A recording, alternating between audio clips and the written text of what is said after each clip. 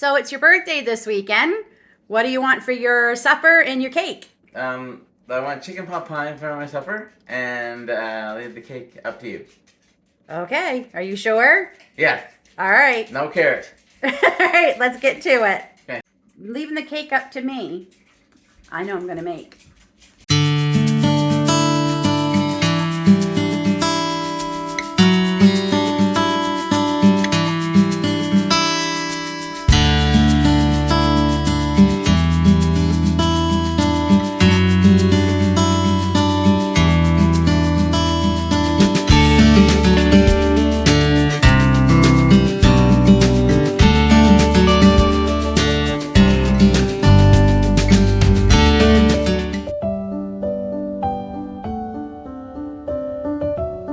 Hi friends, welcome to Bucket List Homestead. My name is Lynn, and for anyone that is new, this is my daughter Grace, and she's in the kitchen with me today because we are making whose?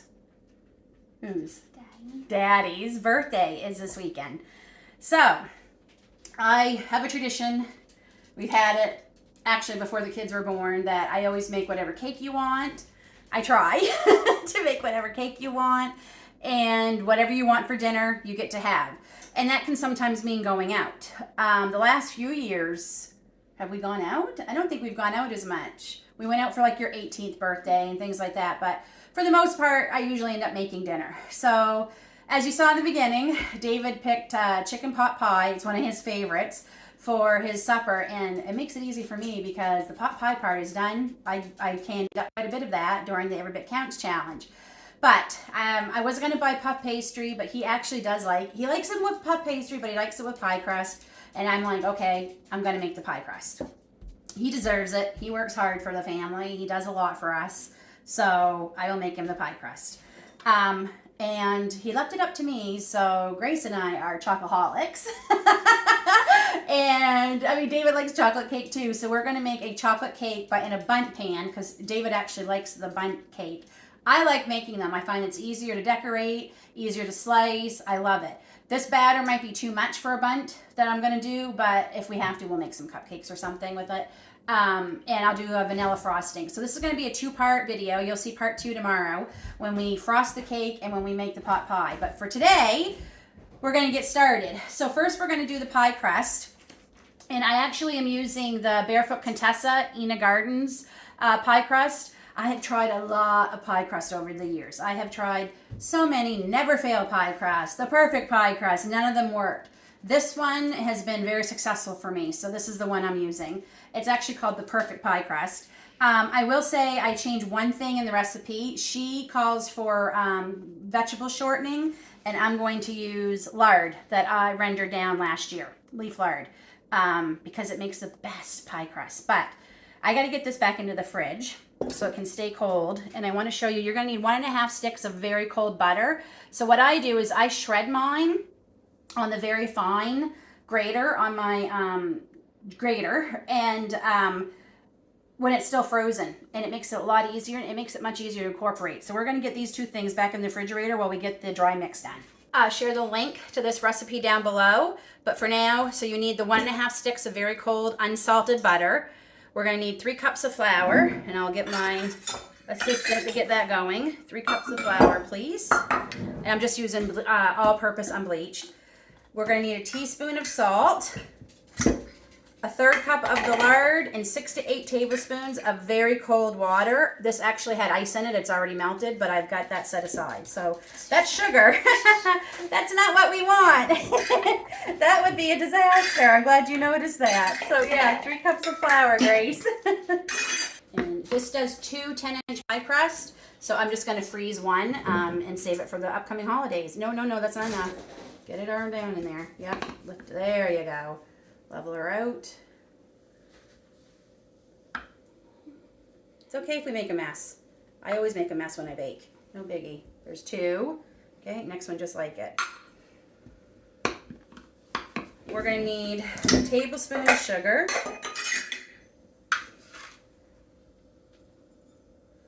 And we'll set that aside because we will need that for the cake. Okay, a tablespoon of sugar, a teaspoon of salt. So we're going to need 2 of them because that's only half a teaspoon.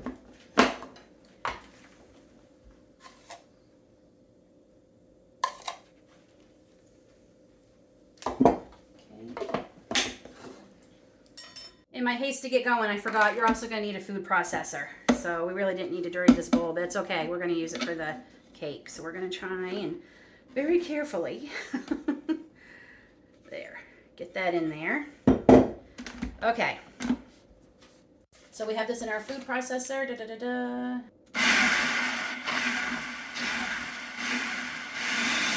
Now we need to get our butter and our lard out.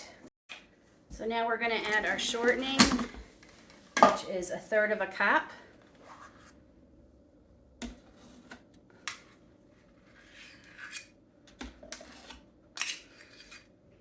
Okay, take that away, please. Just going to try and squeeze this a little bit between my fingers, make it a little smaller. Butter. Yes, it looks like a lot of butter. Partly is because I shredded it so fine. So now we're just going to pulse this 8 to 12 times. 12. Okay. And now we are going to start adding. So it's 6 to 8 tablespoons. We just start out with 1 at a time.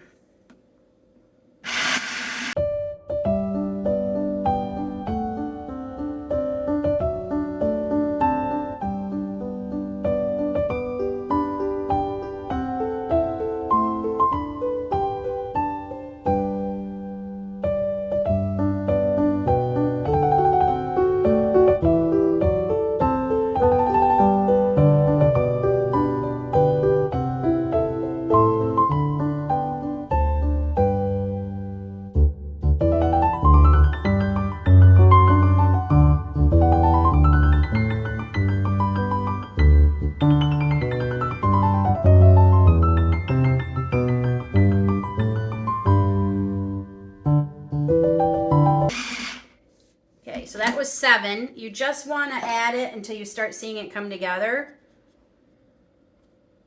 I think we're there. I think that is pretty perfect. Okay, so we're just going to clean up a bit, and so we can dump this out onto the island on a floured surface. Okay, so we've got this out on a floured surface. We just kind of want to bring it together. Don't want to touch it too much because that will make it tough. And we're going to cut it in half roughly, right about there.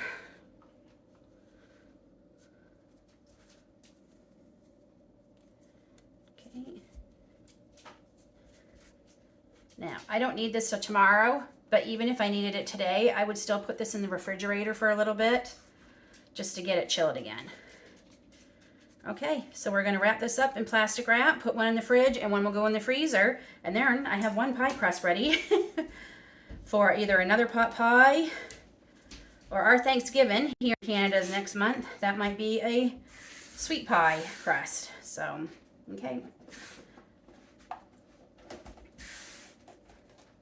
Thank you, assistant.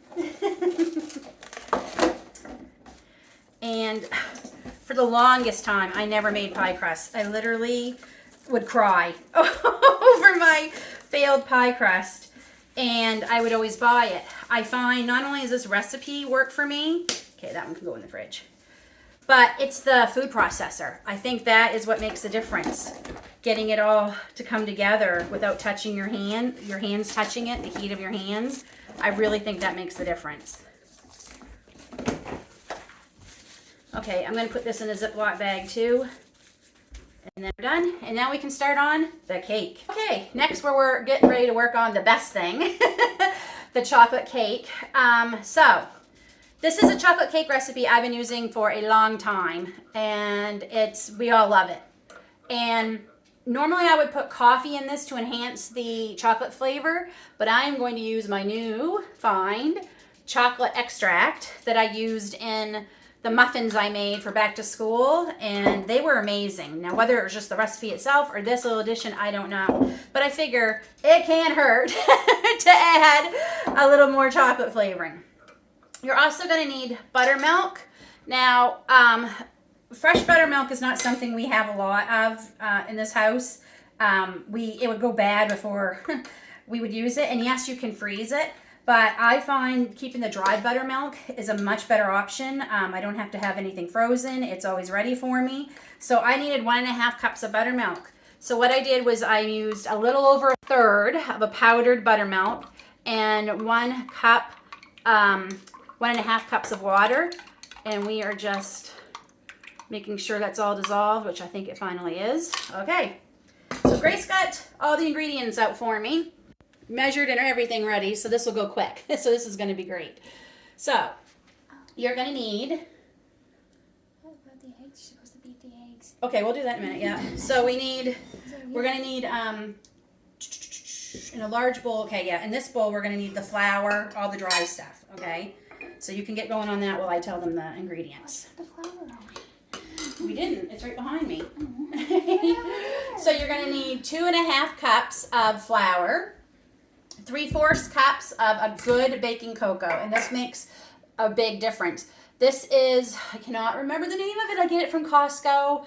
If I'll find a picture and put it up here so you can see. The name just went right out of my head, and I already emptied the bag into my container, so now I can't even get the bag. That's long been recycled. But a really good brand of baking cocoa. You're also going to need a teaspoon of baking soda and a 1/4 teaspoon of salt. 1.5 sticks of room temperature butter. This is still a little bit cold, so I'm going to go ahead and put it in the microwave just for a few seconds. 2 cups of granulated sugar, 3 large eggs beaten, 2 teaspoons of vanilla extract, but we're going to use the chocolate, and 1.5 cups of buttermilk, and that is it. Okay, Grace. So Grace is going to measure out 2.5 cups of flour into that. The half, I think, is right there. Yep. And I'm just going to zap this a little bit to get it warm. So we're going to mix, obviously, all our dry ingredients first, and then we will be using my KitchenAid to whip up the butter and the eggs, the chocolate extract, all that good stuff.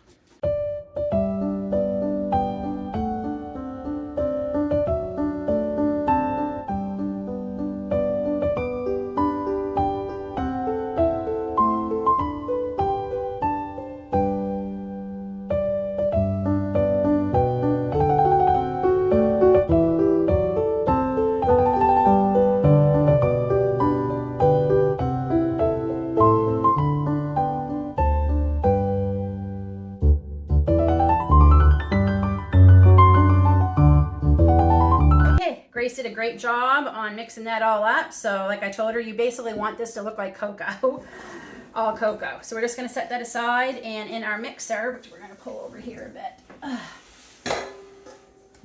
Okay, we're going to put in our butter.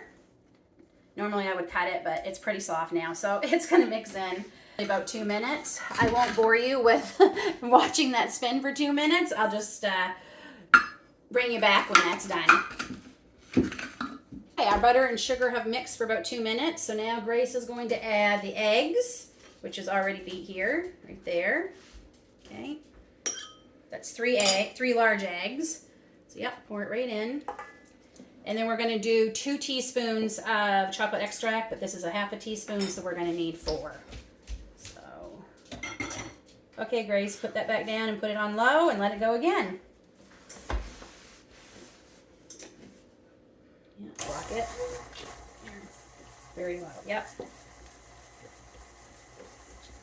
All right, that's light and fluffy. So now we're going to do about 1/3 of our dry mix. Okay, put that down, Gracie, on low and lock it.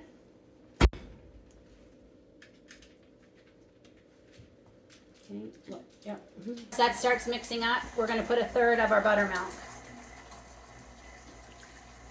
Okay, more of our dry. Another 1/3 of this. Oh, it's smelling good. You can take that away, Grace. I'm going to keep the spoon here for a minute. And then the rest of the buttermilk. And we're just going to let that finish incorporating. And it, look at that. Is that not a gorgeous batter? Okay, we have to get our bundt pan greased up. So we're going to get that going. So we're going to grease our bundt pan. I find I'm going to use some of the lard that I did. I just find, and I'm going to my hands are clean. I just washed them again for the 5th time. I don't find those spray oils always reliable for making things not stick, but I find this lard works amazing. So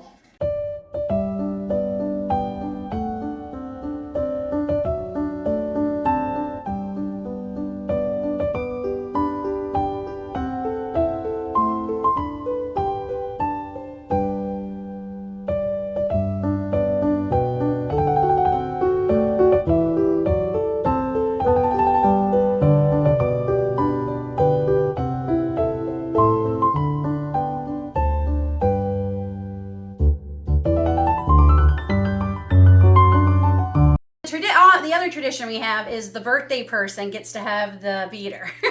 So, but I do have a little bit here I can scrape out. Give me another scraper, Grace. You and your brother can each have. Actually, what you guys can do. All right. What do you think? Good. Oh, good. Oh, that is so yummy. What do you think, Aiden? You're never tall enough for my tripod. That is so good. Gracie said she almost hated to see it get baked because it was so glossy and shiny as a batter, but it's not too sweet, which is what we like because I do put a frosting on it. Oh, that is so yummy. I think that chocolate extract because it's very chocolatey. And I forgot this does make a perfect bundt size batter. You don't have any left over. It's been a while since I made this particular cake because everyone's picked different ones the last couple of years, but that is so good. You have to make it. So 20 minutes. I know it's not going to be done in 20. I'll check on it with my tester. It's probably going to take upwards of 30 to 35 minutes, so we'll just let that go. So we'll bring it back here tomorrow when we make the pot pie and decorate the cake. We'll see you then. So today is actually David's birthday. And the cake took total about 40 minutes to bake. And then I let it sit in the pan for at least a half hour. And then I turned it out and ta-da! There it is. This is why I love bundt cakes. They always look so fancy. So Grace and I talked and we decided not to do a buttercream icing. We decided just to glaze it instead. So this is a very simple glaze. It's organic powdered sugar, half a cup, and then I used about a half a tablespoon of milk, stirred it all in, put in maybe a 1/4 teaspoon of vanilla, stirred it, added a 1/4 tablespoon of milk and a little bit more vanilla just to get the consistency I want. And peel 3 potatoes, some new potatoes we got from our favorite U-Pick. And I'm boiling them right now to add to the pot pie filling. I didn't can them with the pot pie because I'm not always a fan of potato myself in pot pie, but because it's David's birthday, he likes potato in it. So I just cooked up three good sized potatoes and I'm just waiting for them to finish. They got a little less than 2 minutes. Okay, this is more the consistency. And I am not a cake decorator, so I am going to do my best to drizzle this over this cake. Actually, now I think it might be, no, we're pretty good. So, I think I'm just gonna go for it.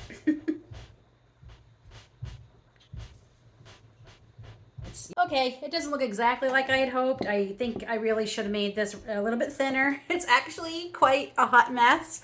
Like I said, I'm not a cake decorator. I should have gone with the buttercream, but it's gonna taste amazing. So to decorate it, I just got some strawberries from our local U-Pick. These are Everberry and they are fresh and they are amazing. And I just, I'll show you what I did here. Move this out of the way for a sec. I washed them all really good. You're just gonna take off the leaf and you're just gonna slice down. Hopefully you can see better. You're gonna slice down almost about 3/4 of the way up. That's it. Nothing fancy. Like I said, I am not. And then it just fans out. I don't know. It just makes it look a little fancier. And you just figure out how many you're going to need. This one. Okay, I'm not too unhappy with that. That's actually not too bad. Almost thinking I didn't even need to do them on the bottom, but if I can get these to fan out, they'll look more like I wanted, what I had in my head. But yeah, I just sliced them really, really thin and just put them all along the frosting. And I think it's not half bad, actually. It turned out a little bit better than I thought it was gonna. So there we go. So I'm just gonna cover that. Now, are the strawberries gonna get covered? Nope. Okay, we're not gonna cover it. We're gonna be eating it fairly soon anyway, so. Okay, I'm gonna clean up a little bit and I'm gonna meet you over at the stove. Okay, update on the cake. I hated the way the fanning was looking, and like I've said, I am not a cake decorator. But I had a little bit of frosting left, so I put it in the bottom, and I just took those strawberries and cut off the tops and put the slices down in there. I think that's much prettier. So, believe me, David's not gonna care. He's only gonna care what it tastes like. And this way I can get the cover on, so when it's time, I have this to put on. But we will wait. But okay, now I can cover it. Much better. We're at the stove, and I'm going to use half a stick of unsalted butter. So I'm basically making the gravy, I guess is lack of a better word, for the pot pie filling. So we're just going to get this melted a bit. So it's a half a cup of unsalted butter, half a cup of flour, and eventually a half a cup of whipping cream. And I'm using 2 quarts of my canned pot pie filling. And I need to get my oven on 400 degrees. Make sure there's nothing in it. Okay. Okay, I'm going to put in half a cup of flour. And we're going to get that cooking.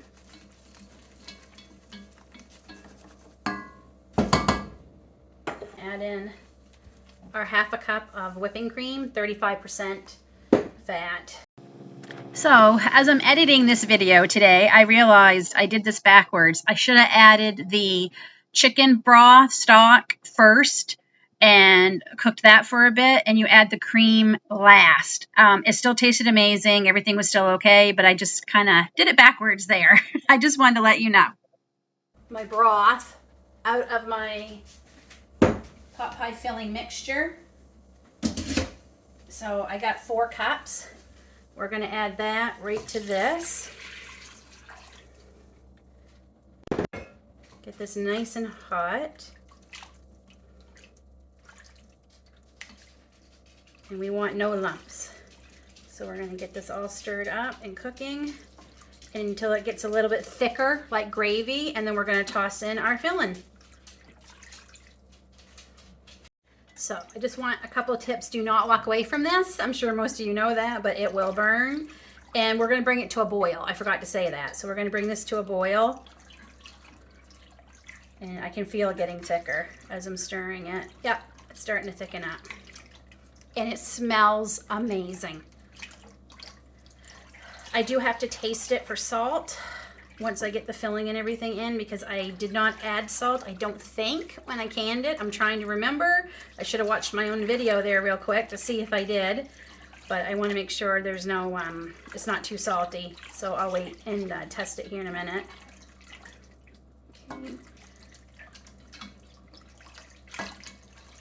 Okay, so we're at the thickness I like. If you like it a little bit thicker, add a little more flour. Thinner, add less. But it will thicken up more too as it cooks. So now we're just going to add all the filling right into this. So this is the chicken and all the vegetables that I canned in the broth. And this is the 3 potatoes that I just cooked. Just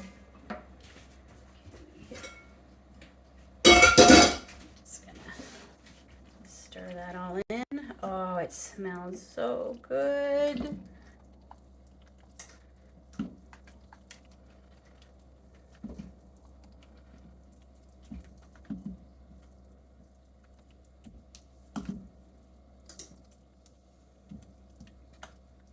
Okay, so I have a greased deep dish pie plate, And I'm really hoping this is all going to fit in there. I think it will. It's a deep dish one, so oh yeah, we're going to be good. You can do this in a casserole, pan, dish. It doesn't have to be a pie plate. I know that, well, I wasn't sure, but I was pretty sure that this amount would fit in this pan. Okay, we want to get all that gravy.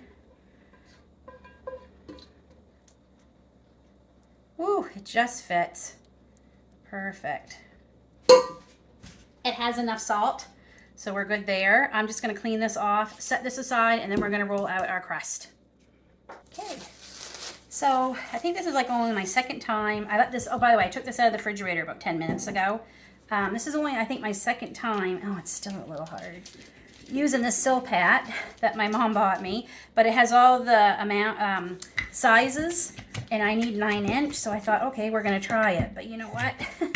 The butter in that is still just a tad bit cold. I should have took it out a little bit. Okay, I'm just gonna give this a few minutes to warm up a bit, and then we'll be back. Okay, we're a little bit warmer now. I don't want it too warm. I just needed it to be a little bit more pliable.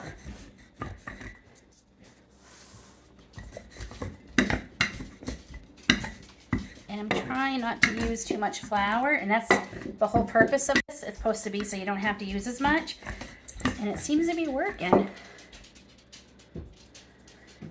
Thanks, Mom.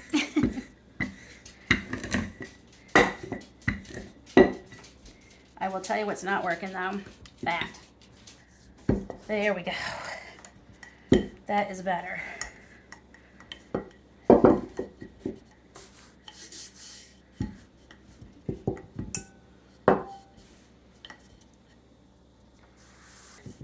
It's not much of a circle, is it?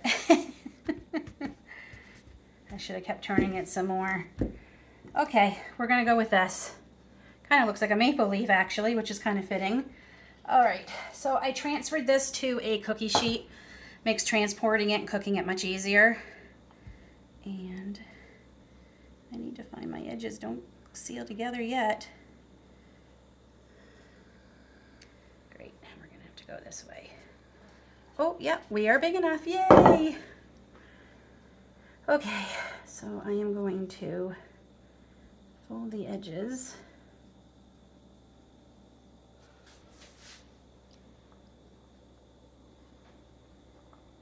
Try and make it as pretty as I can. Again, not my strong suit.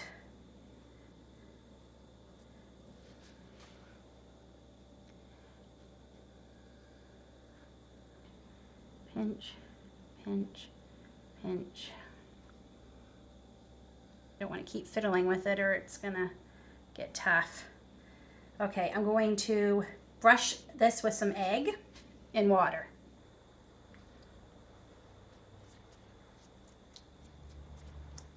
Try my best to try and cut a hole out for its slit. Okay, we're gonna go up and around.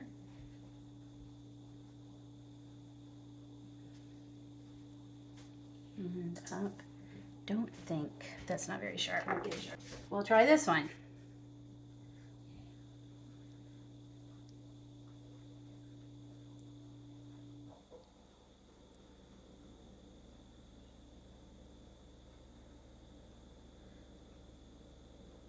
Okay. Yeah, whether that stays like that as it cooks, we're gonna find out.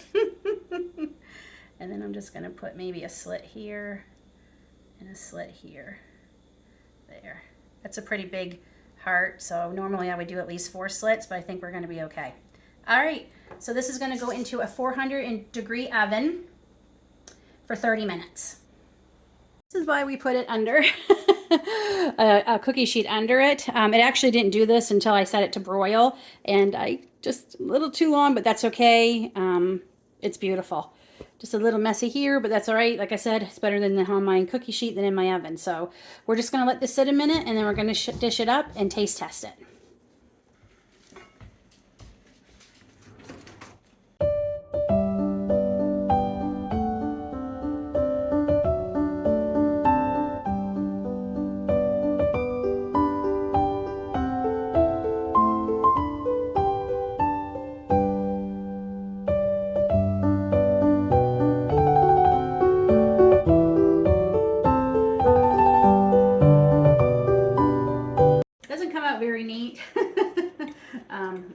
was a little bit. I probably should have added just a tad more flour, but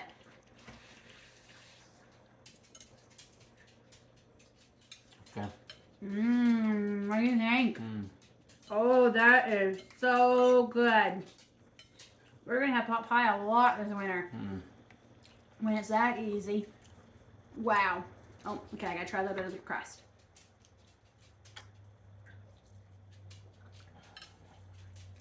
And I'm not a pie crust person. I'm really not. My mother's horrified by it, but I tend to not eat the pie crust. This pie crust I eat. And Grace is the same way. She's not a big pie crust person. And when I made the pies last Christmas with this crust, she ate it. It is so good. It has so much flavor. It's flaky. Oh my gosh. I love that pie crust, and I don't like pie crust, so wow. Okay, we're going to eat our supper, and I'll bring you back when we try the cake. 1, 2, 3. Happy birthday.